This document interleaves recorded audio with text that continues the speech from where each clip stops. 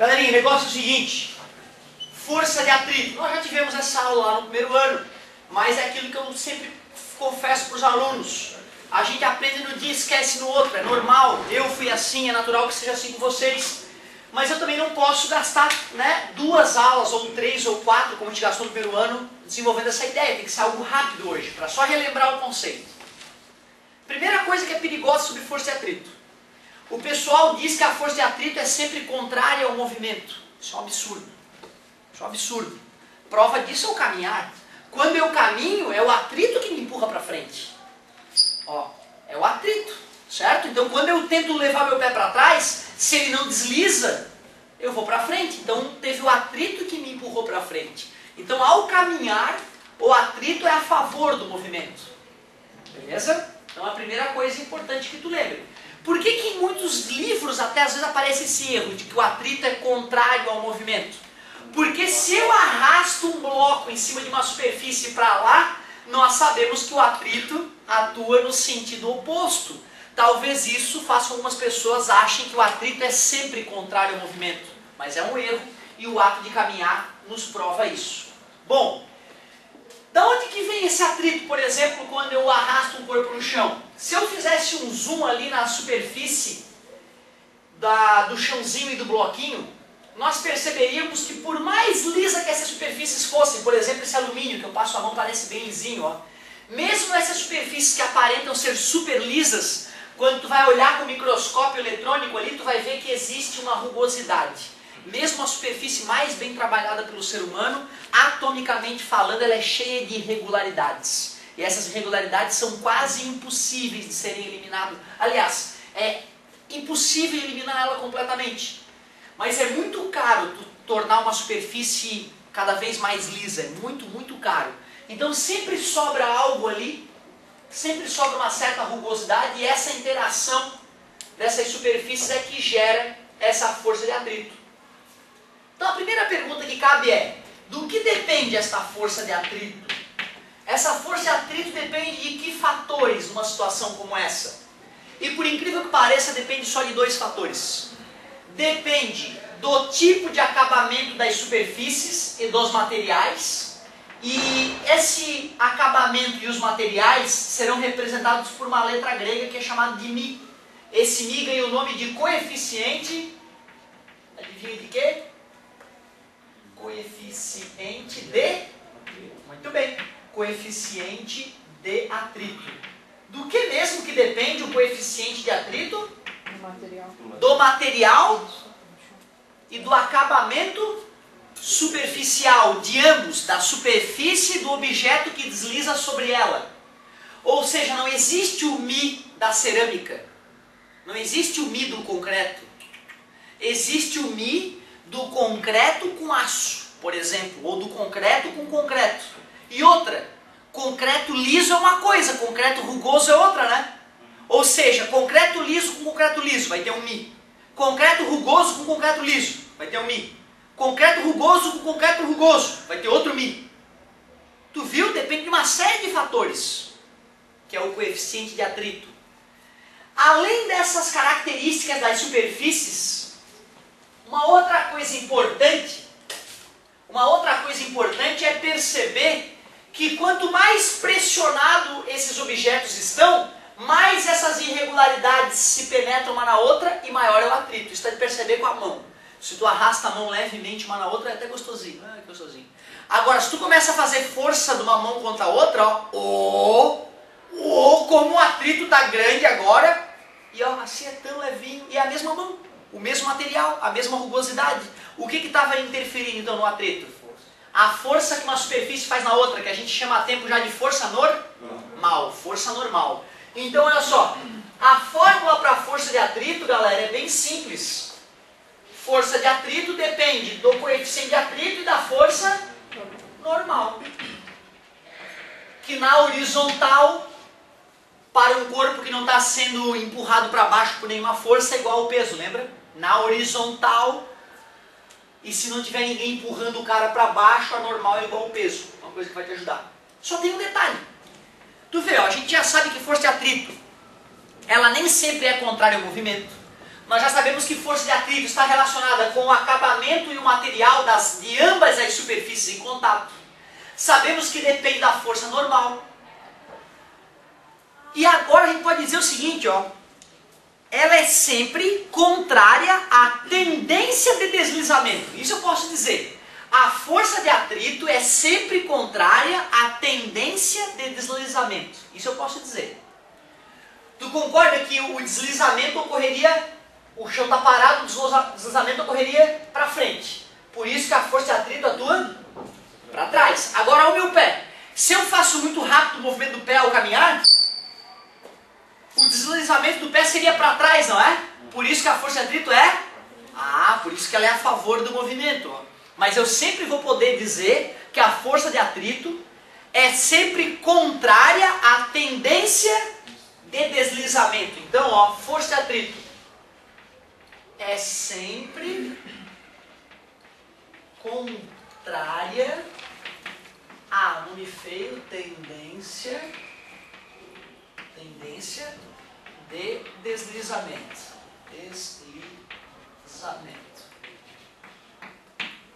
É sempre contrária à tendência de deslizamento. É correto afirmar que é sempre contrária ao movimento? Não. Cuidado com isso.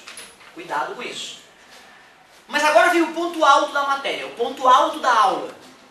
Força de atrito tem de dois tipos. E esses dois tipos é que deixam o aluno, às vezes, perturbado. Força de atrito pode ser do tipo estática e pode ser do tipo dinâmica ou cinética. Não gosto de cinética, porque teoricamente cinética é a parte da física que descreve os movimentos sem se preocupar com a causa. Então, de cinética não... cinética, né? Não estuda teoricamente o movimento em si, né? Se bem que o correto seria cinemática, tudo bem até falar cinética, né? Mas o mais correto seria dinâmica. Estática lembra o quê? Movimento ou repouso? Claro, estátua, por exemplo. E dinâmica, a pessoa que é dinâmica, ela fica parada, essa pessoa? Não, ela não para, ela sempre quer mais, sempre vai atrás de algo novo, pessoa dinâmica. Então a primeira coisa importante de deixar claro é que esses atritos estático e dinâmico, a primeira coisa que diferencia um do outro é que num não tem movimento e no outro tem movimento. Por incrível que pareça, o mais fácil deles é o atrito dinâmico, ou a força de atrito dinâmica. Porque quando eu vou calcular uma força de atrito dinâmica, meus amigos, não precisa pensar. É só calcular e deu. Por que deu? Então como é o nome desse cara? Isso, ou o nome completo? Muito obrigado, coeficiente de atrito dinâmico. Legal, muito obrigado. O grande perigo, o momento que o aluno às vezes erra no atrito é essa safadinha aqui, ó. Atrito estático. Força de atrito estática. Como é perigosa essa safadinha aqui, ó. Cara, abre o olho. Não vamos nos confundir com a estática. Olha por quê. Embora a fórmula não vá mudar, embora a fórmula seja a mesma, ó. Só que agora é o coeficiente de atrito. Essa fórmula, meus amigos, ela só calcula a força de atrito estática máxima. E isso confunde demais o aluno. Olhem por quê. Vou fazer um exemplo numérico para tu entender o que eu quero, aonde eu quero chegar.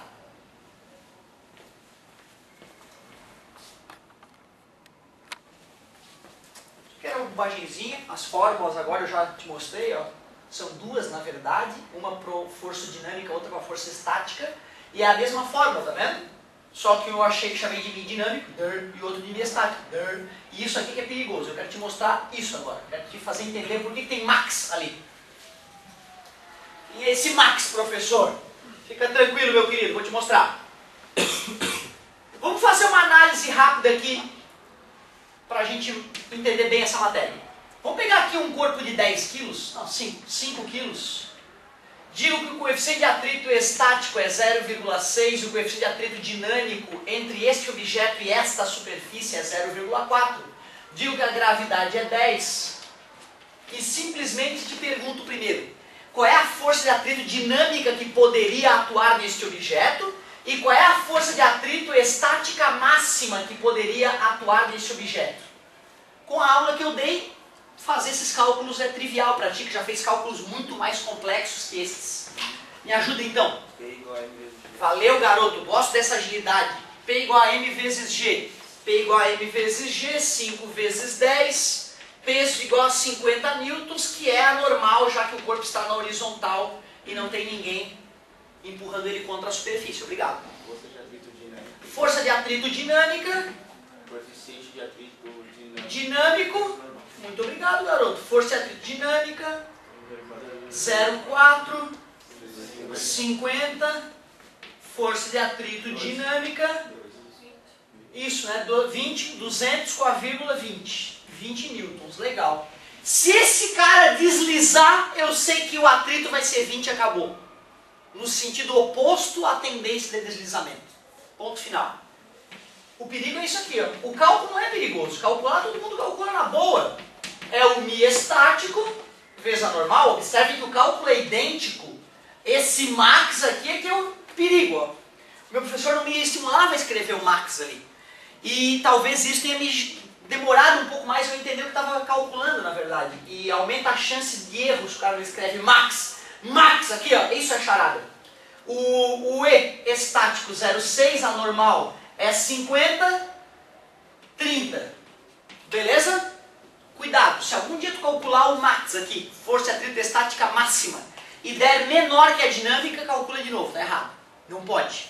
Fisicamente não tem o porquê. A força de atrito estática máxima sempre é maior que a dinâmica. Depois eu vou te fazer entender o porquê disso.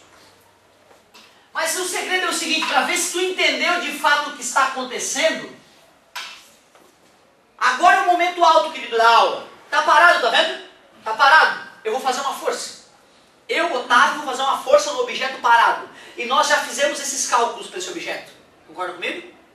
Aliás, não vou fazer força. Qual é a resultante? Zero. Que forças estão atuando no corpo agora?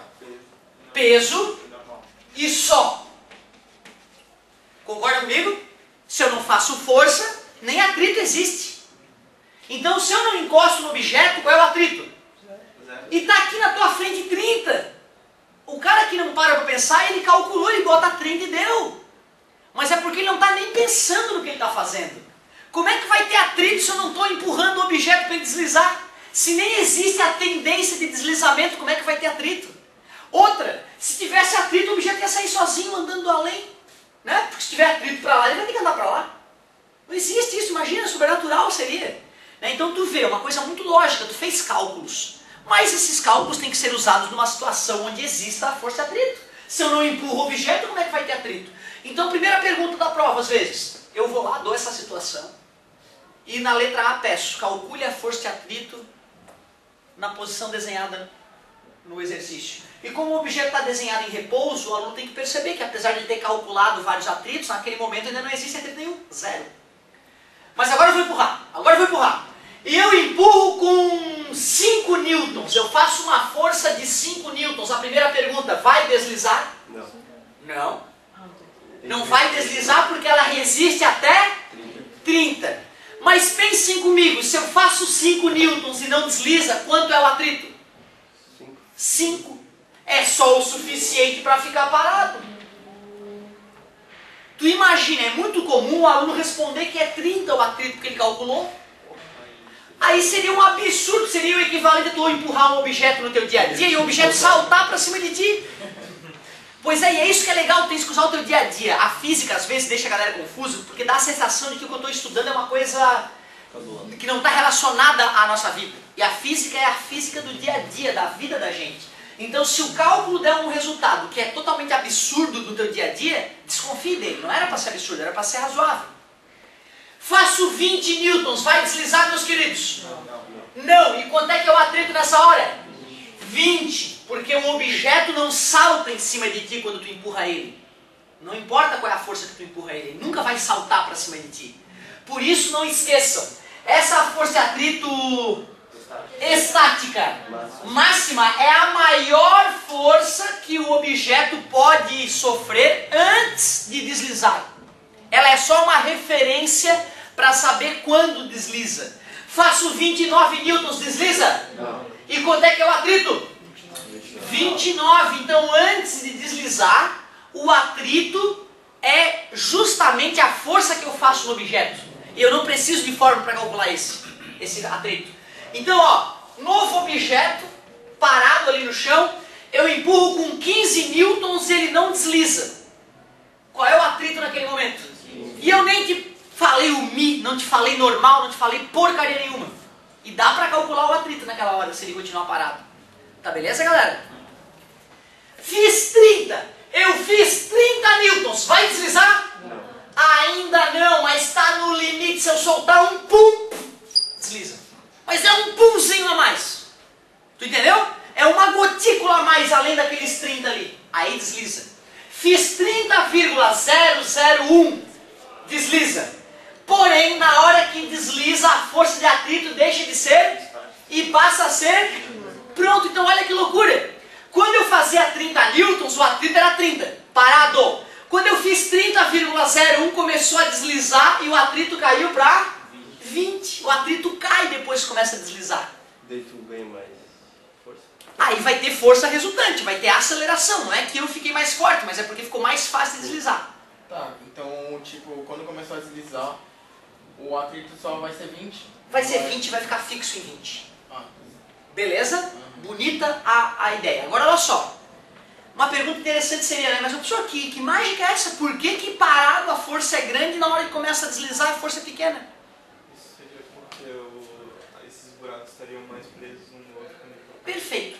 Na sala original, lá no primeiro ano, eu pude usar os frisos do azulejo para te mostrar isso. Eu peguei a cadeira na ocasião e encaixei o pé da cadeira num friso do azulejo para ficar travado e fiz força. Fiz força, quase entortei o pé da cadeira e a cadeira não ia. Depois eu peguei a mesma cadeira e embalei ela e fiz ela passar embalada pelo friso. Ela pulou pelo friso. Essa é a ideia. Quando está parado, entala uma irregularidade na outra e fica grudado. Mas quando eu empurro e solto as últimas irregularidades, elas passam quicando uma sobre a outra. Não dá tempo delas travarem uma sobre a outra. É esta a justificativa para o atrito dinâmico ser sempre menor que o atrito estático. E na prática isso é muito nítido. Então tu vê, o cálculo em si, a fórmula é boba, são a multiplicação de duas variáveis ali. O problema é a interpretação após o cálculo. Então não se esqueçam, está deslizando. Ah, que delícia, é tranquilo, é o atrito dinâmico que acabou. Não está deslizando, abre o olho. Abre o olho bem grandão e analisa a questão. Porque esse atrito que tu calculou é o limite para começar a deslizar e nada mais. Se tu faz uma força menor que esse atrito, o atrito é a própria força que tu fez, para resultante dar zero, e o corpo continuar parado, certo? Eu lembro que uma coisa que me impressionou, na hora, o professor botou essa questão, explicou o atrito, na hora, né? O professor, levantei a mão, professor, tu quer me dizer que o atrito não depende da área? Dois corpos estão se arrastando, a área não importa? Aí eu pensei, sim, então peraí, eu pego uma super placa de vidro, uma placa de vidro imensa, tem uma certa espessura. O professor quer me dizer que se eu jogar essa placa de vidro no chão assim e sair arrastando ela, é a mesma coisa que deixar a placa de vidro em pé e arrastar ela em pé, só com aquela área fininha? E aí aquilo me revoltou, ele falou, eu não posso admitir, me perdoa professor, eu não posso admitir, não consigo conceder isso. Porque na minha cabeça, quanto maior a área, maior o atrito, mais partes vão arrastar, né? E eu não me conformei com aquilo. Aí cheguei em casa, meu pai é engenheiro civil, eu cutuquei meu pai, a área não depende de atrito.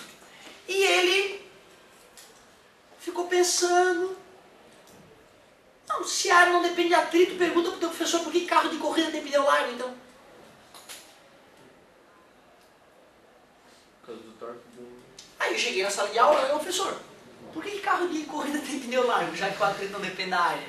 Putz, aí ferrou, né? O cara pensou, eu vou perguntar para o professor da faculdade e depois a gente discute. Mas o motivo é óbvio porque carro de corrida tem pneu largo, né? E não é a área, por incrível que pareça. O problema é o seguinte, imagina um carro de corrida com pneu fino. É uma pista de corrida.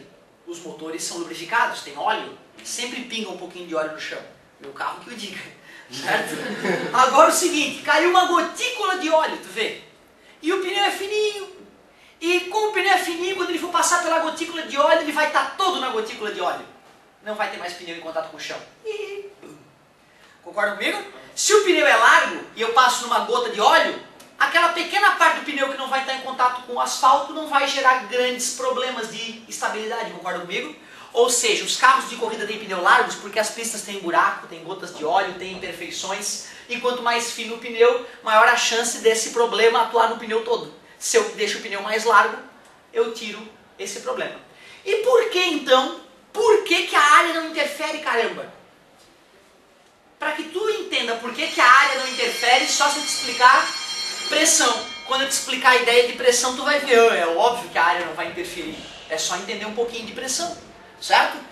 Então, ó, por enquanto, vamos deixar em aberto. Putz, por que a área não interfere? Não é possível que a área não interfira. Eu posso primeiro te confirmar o seguinte, existe uma experiência muito fácil de fazer que confirma que a área não interfere.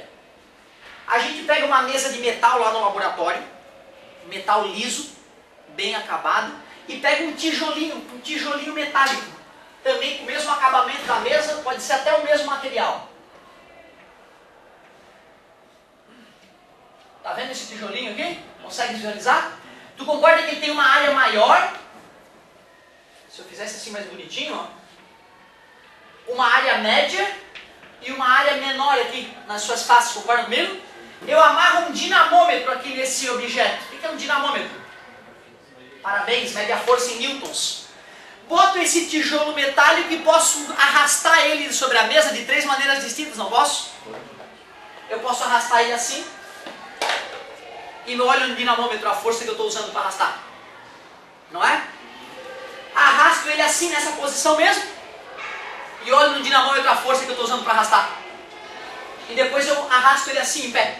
Não é isso? Se a área interferisse no atrito, em cada situação deveria dar uma força diferente, não é?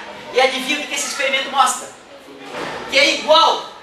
Que é igual. E não interessa, pode ser assim, ó, pode ser uma chapa metálica imensa. Tu arrasta ela com a parte grande e depois tu arrasta ela com a parte menor. E olha no dinamômetro. Igual. Incrível isso. Mas agora nós vamos entender por que é igual. Nós vamos entender por que é igual. Seria sempre igual por causa da massa? É sempre constante? Poderia se pensar dessa maneira, uma maneira bonita de entender. Professor, o atrito vai depender só da massa.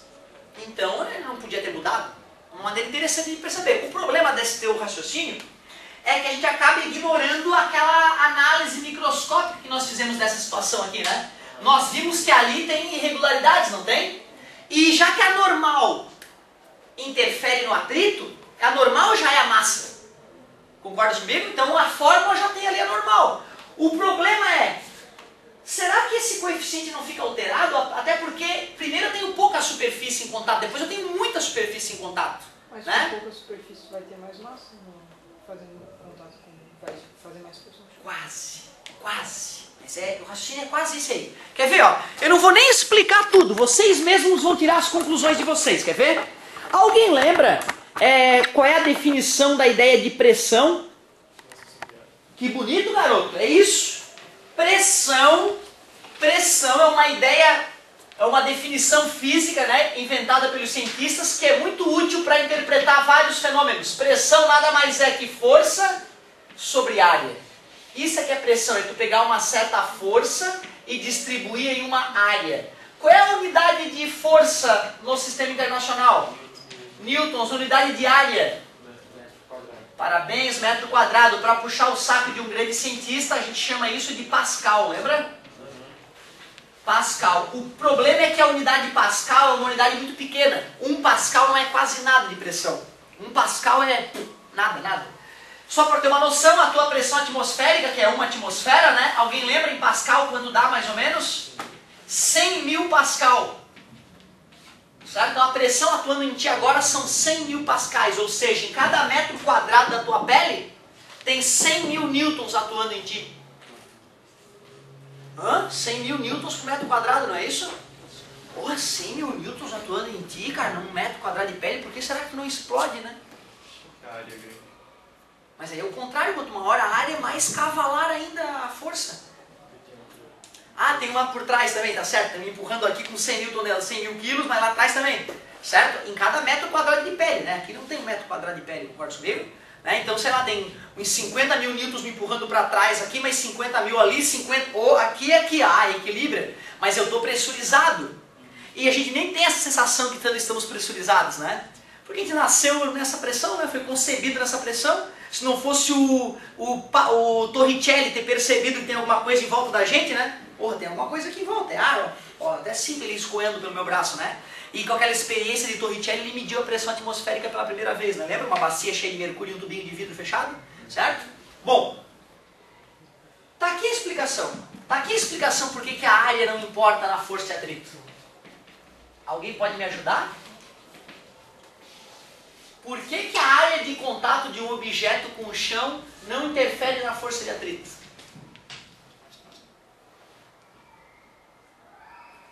Meus amigos, se eu tenho uma certa massa, a massa é contínua, a massa do corpo é a mesma. Por exemplo, aquele tijolinho lá que nós estávamos usando no laboratório virtual aqui. Vamos supor que a massa dele era de 1 kg. Então o peso dele são 10 newtons. Quando eu pego esses 10 newtons e boto na área grande, apoiada no chão, fica com uma pressão pequena, porque a área é grande. Então as irregularidades se penetram, mas se penetram um pouco, porque a pressão em cada irregularidade microscópica é pequena. Quando eu pego um objeto com os mesmos 10 newtons e apoio ele numa área pequena, tem menos área em contato, mas agora esta pequena área em contato está mais pressurizada, as irregularidades penetram mais uma em relação às outras. E um efeito compensa o outro. Então quando eu uso uma área grande, a pressão é pequena e as irregularidades se penetram menos. Quando eu uso uma área pequena, a pressão é grande e as irregularidades se penetram mais. E esses efeitos se anulam. É por isso que a área não importa. Ou seja, eu pego um carro com um pneu bem fininho. Toda a pressão, todo o peso do carro vai estar em contato com uma área pequena. Aquela borracha vai ser espremida contra o chão, gerando maior atrito. Se o pneu é largo, a pressão embaixo do pneu diminuiu. Vai ter mais área em contato, mas menos pressurizada contra o chão, gerando o mesmo atrito.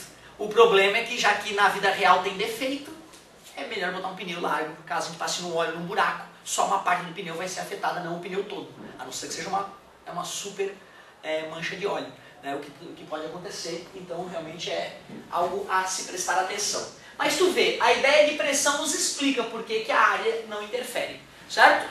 E tu vê como a gente esquece das coisas. Meu pai teve essa aula na idade de vocês, na faculdade, usou essa ideia durante parte da vida quando ele atuava como engenheiro, de fato, mas depois de umas décadas sem ver o assunto, o filho do ensino médio faz uma pergunta e o cara não lembra.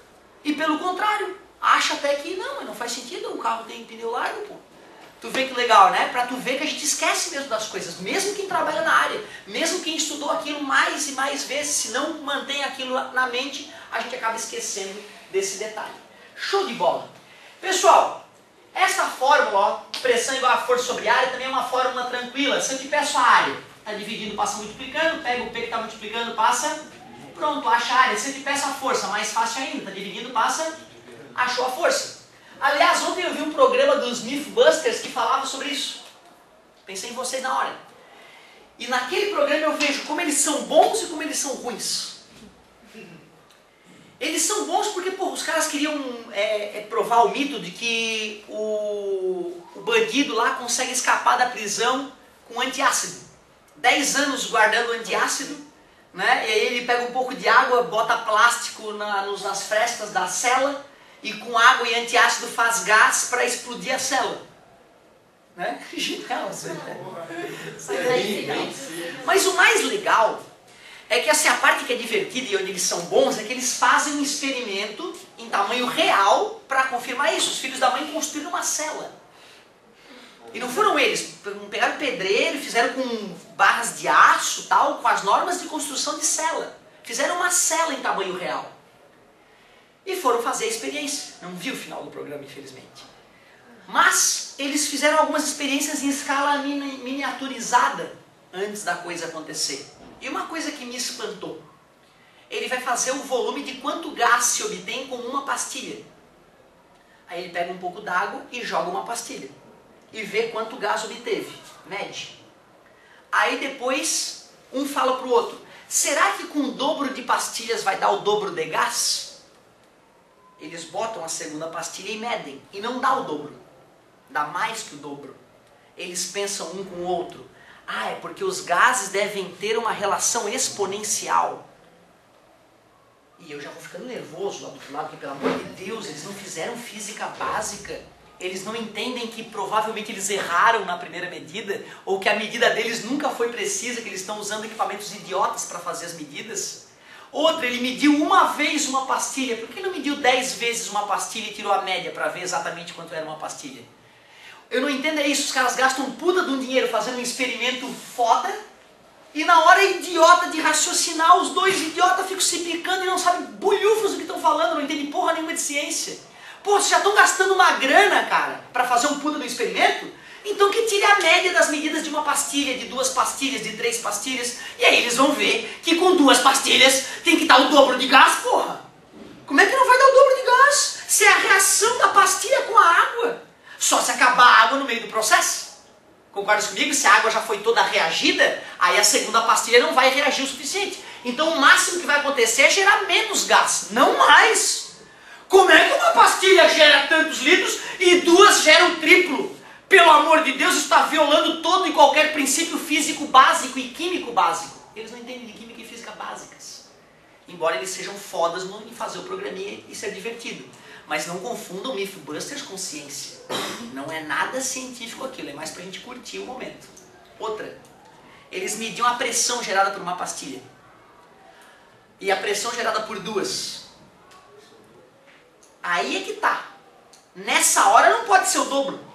Porque se uma pastilha já pressurizou o ambiente, a segunda pastilha não vai ser usada para pressurizar o ambiente, vai ser só para aumentar a pressão. A primeira pastilha já ocupou o espaço que tinha e já aumentou a pressão. A segunda pastilha não vai só dobrar a pressão, porque o ar já está todo ocupado. Certo? E o que mais me impressionou, depois que eles mediram a pressão gerada por 1, 2, várias pastilhas, eles foram para um recipiente grande. E aí, na hora que eles foram fazendo o recipiente grande, não deu a mesma relação que no recipiente pequeno. Pô, mas não precisava nem ter feito a experiência. É óbvio que no recipiente grande tem mais volume para ocupar. Até o momento das pastilhas chegarem na pressurização máxima e começar, né, a estabilizar a pressão. Tu vê, então eles vão fazendo meio no coisa, mas não fazem nenhuma conta antes, não pensam antes de agir. E o mais impressionante, pô, cara, se tu faz numa celinha pequenininha, miniatura, tem uma certa pressão, vai estourar a celinha, buf, como aconteceu. Quando tu faz numa cela grande, a área da parede ficou muito... Caramba, com a mesma pressão em uma área muito maior, a força é muito maior. Concorda comigo? Então tu vê, às vezes falta um pouquinho só de uma pitadinha de ciência, cara. Aquele programa ia nas alturas em qualidade, certo? Então às vezes é importante, né? E como eu acho que alguns de vocês têm acesso a esse programa, é legal para tu começar a ser crítico. Para tu começar a ver os caras trabalhando, fingindo que é científico, começar a ver, pô, que científico é esse que mede uma vez e acha que tá certo? Na ciência se mede 100 vezes e tira a média. Né? E se não der certo como esperado, tem que achar o motivo. Né? E eles, não deve ser exponencial. Então tá, e vamos para a próxima. Né? Então tem que tomar cuidado com isso. Legal, pressão, força sobre área, matematicamente é simples, mas existem questõezinhas que merecem um pouco mais de carinho. Mas para completar essa segunda aula e de passar a tua tarefinha de hoje, deixa eu ver se alguém lembra. Alguém lembra o que é densidade? É pegar a massa de um objeto e dividir pelo seu volume. Vocês lembram quem foi um cara muito importante na história e da evolução das ciências que criou essa ideia? Não. É o cara do Eureka. Alguém lembra? Começa com Arq e termina com Medes. Arquimedes, muito bem. Eu sou idiota.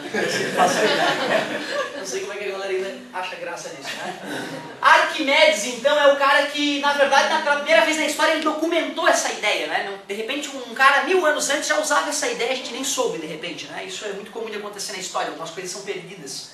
Mas densidade, massa sobre volume, uma ideia muito importante. No sistema internacional, quais seriam as unidades? Vamos ver. Quilograma para massa, metro cúbico para volume, tudo bem para vocês? Porém, no dia a dia, é mais comum aparecer essa unidade aqui, ó, gramas por centímetro. Alguém lembra como é que passa de gramas por centímetro cúbico para quilograma por metro cúbico? Isso a gente aparece toda hora precisa. Ó, a densidade da água, por exemplo, é 1 grama por centímetro cúbico. E em quilogramas por metro cúbico seria 1000 quilogramas por metro cúbico. Eu estou lembrando isso porque é muito comum nessa hora aparecer essa transformação aqui, tá? Então, se tu lembrar disso, tu economiza tempo. Tudo bem que de grama para quilograma é só dividir por 1000, e de centímetro cúbico para metro cúbico é dividir por 1.000.000. Aí acaba cancelando 1000 com 1.000.000, fica 1000 a relação. Certo? De qualquer forma, tu ganha tempo lembrando disso. O problema é o seguinte, densidade é para qualquer corpo. Uma cadeira, o teu corpo, uma borracha, qualquer coisa na vida. Bota na balança, acha massa, e como é que calcula o volume?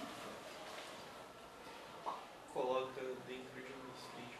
Parabéns, garoto. Coloca dentro de um recipiente com água e vê quanto a água sobe, né? Porque nem tudo é ar da base vezes altura nessa vida, né? Como é que eu vou calcular o volume do ser humano matematicamente? Melhor mergulhar o bicho na água e ver quanto a água subiu. Né? Imagina, pegar a forma do corpo humano e calcular matematicamente. Né? Seria uma tarefa bizarra, só com um cálculo diferencial integral e olhe lá. Então o cara, a ideia do Arquimedes, mergulha na piscina, na banheira, a água transbordou, ele sacou que o quanto transbordou é o quanto ele tinha mergulhado, e feliz com a sacada que ele teve, saiu peladão em direção ao castelo para contar para o rei a ideia dele, lembra? Para poder resolver o problema da coroa. Né?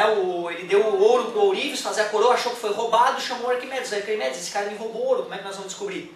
Aí o Arquimedes mostrou para o rei que dava de calcular a densidade do ouro, a densidade da prata e a densidade da coroa. E a densidade da coroa deu bem intermediária entre ouro e prata, mostrando que o Ourives tinha roubado, né, o rei e morreu enforcado, coitado. Agora olha só, uma outra ideia parecida com densidade é massa específica, que tem a mesma fórmula matemática. Alguém lembra qual é, o que difere massa específica de densidade? Parabéns, massa específica de um elemento, de um material, alumínio, por exemplo, ouro, concreto. Ou seja, para eu calcular a massa específica de um material, o objeto não pode ser oco, né? Ele tem que ser maciço, tem que ser puro, né? Tem que ser um objeto maciço de alumínio. Aí eu faço uma experiência e calculo a massa específica do alumínio. Tudo bem para vocês? E o que seria assim, ó, D12, que é igual a D1 sobre D2? O que seria isso? Densidade relativa. Se eu quiser comparar a densidade de um corpo 1 com um corpo 2, eu pego a densidade do corpo 1 e divido pela densidade do corpo 2. Se der 3, significa que o corpo 1 é 3 vezes mais denso que o corpo 2. Se der 0,5, quer dizer que esse cara tem a densidade que é o dobro desse. Tudo bem para vocês? Nada demais, né? Então tu vê, essa aulinha é mais para relembrar o que é pressão e lembrar a ideia de densidade. Claro que é bacana a gente fazer pelo menos um exemplozinho aí pra galera ver como é que resolve da encrenca. Deixa eu passar a tua tarefinha para essas duas aulinhas que nós vimos e vou fazer um exemplo de cada uma. Ó, uma que parece ser bem bonita. No plano inclinado, galera, no plano inclinado, como é que é normal mesmo? É PX ou é PY? PX faz descer, não é? É a PY, né? É a PY, é isso aí. PX é aceleração. PX é que gera aceleração, parabéns, garoto. Então, galerinha, ó, nessa parte aí de atrito, a gente pode fazer a página 7, já tem os planinhos inclinados, vou fazer uma de exemplo. E para essa segunda aula, que foi pressão e densidade, a gente pode fazer a página 13. Então, duas paginazinhas para essa aula de hoje, e eu vou fazer alguns exemplos ali para vocês. Olha que interessante aqui uma outra coisa que ele cita nessa aula aqui, ó. Ele diz que, pensa comigo, ó, se isso aqui é massa específica, o que seria peso sobre volume? Massa sobre volume é massa específica. O que é peso sobre volume? Olha, é uma pegadinha de português para pensar. Massa sobre volume é massa específica. O que é peso sobre volume? Peso específico. Eu quero te dizer que sempre que a gente divide alguma coisa por volume, via de regra a gente chama de coisa específica. Beleza? Então, se é M sobre V, massa específica. Se é P sobre V, peso específico. Que a gente chama da letra grega ρ. Que relação existe entre ρ e μ? Gravidade, não é? Concorda que se eu multiplico isso aqui por G, né? Vira peso, não vira? Então eu poderia dizer que ρ é o μ vezes G. Assim como peso é M vezes G. Certo? Outra coisa que a aula fala, que eu não citei. O que vocês me recomendariam fazer se eu pegasse uma placa que estivesse no chão e fizesse uma força nela oblíqua, um certo ângulo alfa, e eu te pedir qual é a pressão que atua na placa, como é que tu vai sair dessa se a força é oblíqua? Eu teria que decompor em Fy e Fx. Qual dessas é que faz a placa ser espremida contra o chão? Só a Fy, né? Então na hora de calcular a pressão, se a força for oblíqua, não se esqueça que essa força que gera pressão é a para baixo, não é a para o lado. A para o lado vai gerar força de atrito, né? Vai tentar arrastar a placa, concorda comigo? Tá? Esse é um detalhe perigoso. Se tu for ver, lá no segundo ano, a gente já tomava cuidado com essa pressão, com essa força oblíqua aqui. Certo? No segundo ano a gente chegou a fazer probleminhas desse tipo. Mas não custa a gente relembrar, né? Esse é o meu sinal, né? Que merda. Faz o seguinte então, ó, arrisca sem medo, página 7 e página 13, para na próxima aula a gente ver se a gente faz um pouco de conservação de energia, né? Que era a tarefa passada, uma de cada pelo menos, e umas dessa nova tarefa aí. Muito obrigado pela paciência e pela atenção. E quando a gente voltar a ter assistência, nós vamos ter que marcar umas assistências duplas, triplas aí, pra gente botar em dia a correção de umas tarefinhas.